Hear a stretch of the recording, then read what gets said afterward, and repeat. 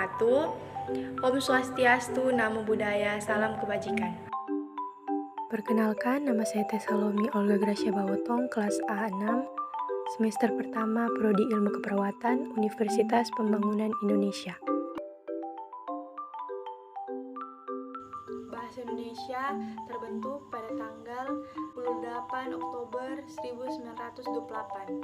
Bahasa Indonesia berasal dari bahasa Melayu yang lama-kelamaan telah termodifikasi sebagai bahasa Indonesia. Bahasa Indonesia juga diresmikan pada tanggal 18 Agustus 1945 sesudah kemerdekaan.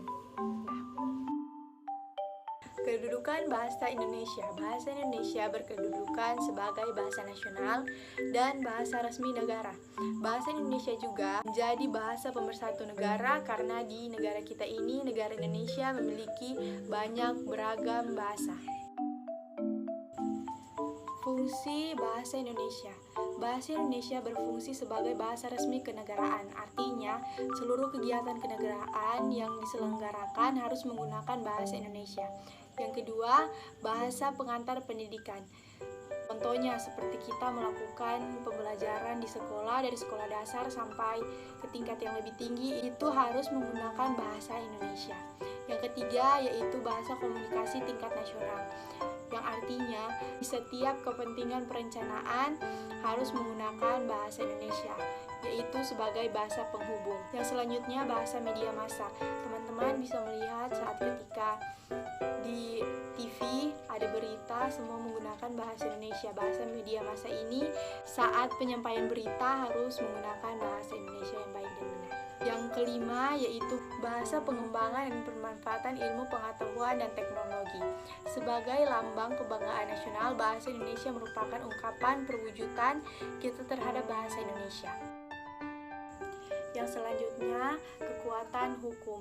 Bahasa Indonesia sebagai bahasa nasional memiliki kedudukan dan kekuatan hukum yang kuat, yang digunakan dalam urusan kenegaraan dan urusan tata pemerintahan. Pengertian kalimat efektif. Kalimat efektif adalah kalimat yang tidak bertele-tele dan kalimat yang memiliki kelogisan dan memiliki kecermatan dalam setiap kalimat.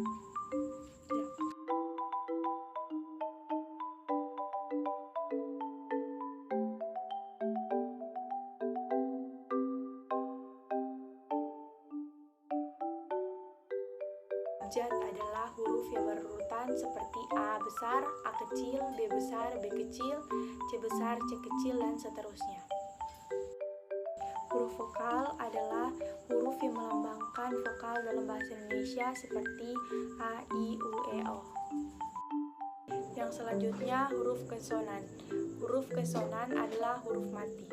Teman-teman bisa melihat tabel di sebelah saya adalah contoh dari huruf konsonan. Yang selanjutnya huruf kapital. Huruf kapital adalah huruf besar yang biasa digunakan pada awal kalimat.